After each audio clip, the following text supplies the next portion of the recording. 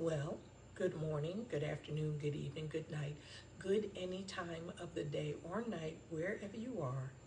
Peace and blessings. And thank you for giving me just a little bit of your time this evening. So tonight I am going to be placing a video after this introduction. And it is going to be a continuation of the cardinal principles for making a Negro. And then there's going to be another part that I'm going to start at least called the breaking of the African woman. I'm hoping that we can have enough time to go into those a little bit. If not, we'll just go to another video. Okay, see you soon. Cardinal Principles for Making a Negro, Part 2. A brief discourse in offspring development will shed light on the key to sound economic principles. Pay little attention to the generation of original breaking, but concentrate on future generations. Therefore, if you break the female mother, she will break her children in the early years of development, and when the children are old enough to work, she will deliver them up to you. For her normal female protective tendencies will have been lost in the original breaking process. For example, take the case of the wild stud horse, a female horse, and an infant horse, and compare the breaking process with N-word males in their natural state, a pregnant N-word woman with her infant offspring. Take the stud horse, break him for limited containment. Completely break the female horse until she becomes very gentle, whereas you or anybody can ride her in comfort. Breed the mare and the stud until you have the desired offspring. Then you can turn the stud to freedom until you need him again. Train the female horse, whereby she will eat out of your hand, and she will in turn train the infant horse to eat out of your hand. Also, when it comes to breaking the uncivilized N-word, use the same process, but varying in degree, and step up the pressure so as to do a complete reversal of the mind. Take the meanest and most restless N-word, strip him of his clothes in front of the remaining male N-words, including the female and the N-word infant. Tar and feather him. Tie each leg to a different horse in opposite directions. Set him on fire. Beat both him and the horse to pull him apart in front of the remaining N-words. The next step is to take a bullwhip and beat the remaining N-word male to the point of death in front of the female and the infant. Don't kill him, but put the fear of God in him, for he can be useful for future breeding. The breaking process of the African woman. Then take the female and run a series of tests on her to see if she will submit to your desire willingly.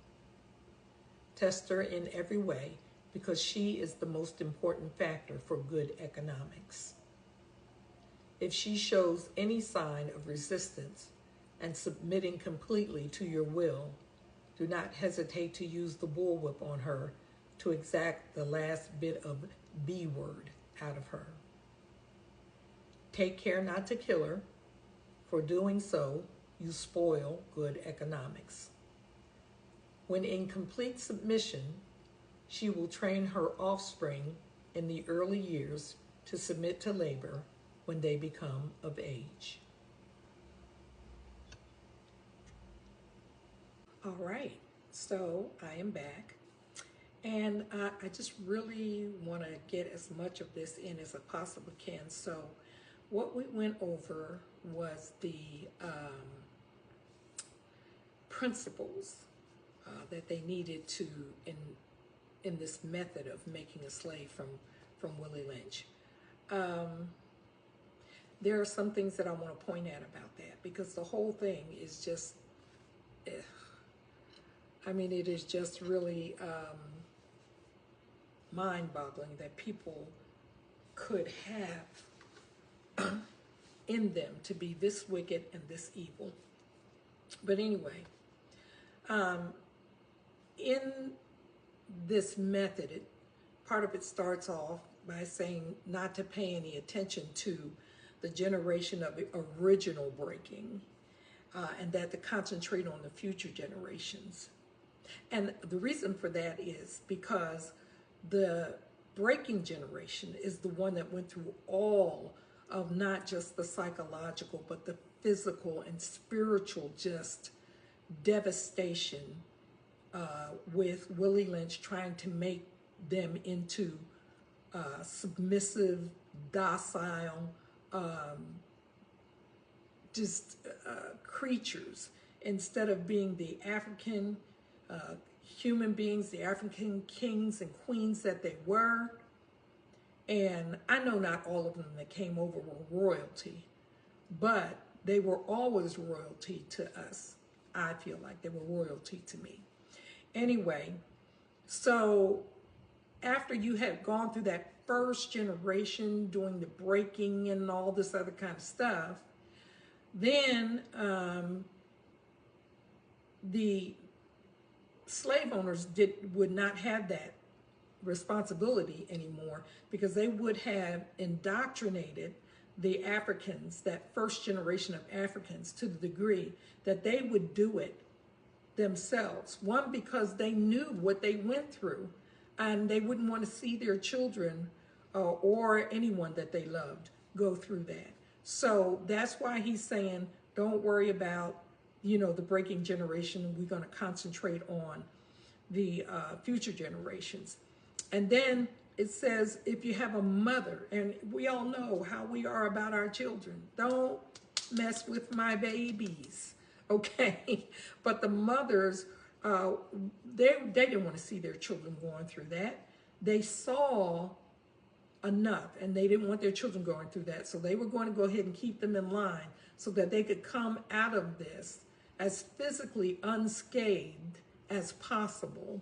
So they would go ahead and say, well, listen, rather than, my daughter having to go through the things that I went through, or my son having to go through the things that his father or his uncle or whatever older brother went through, I'm going to encourage them to follow the rules so that they can live through this, so they'll get through it, So that's what it was. And it was a horrible thing to sit there and see your people just completely devastated in every sense of the word.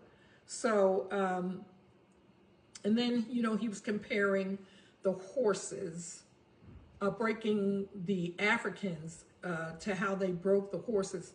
They didn't even treat the horses as badly as they treated the Africans. So, oh man, looking at my time running out pretty much again. But I'll go ahead and make another video to go along with this one and put them in right behind each other so that you can see the whole thing. Okay, so that when you compare the way they broke the horses and the way they broke the Africans, no comparison. Okay, listen, gotta go. Peace and blessings. Thank you for joining me. Love you. Stay woke. Always, always, always stay woke. See you next time.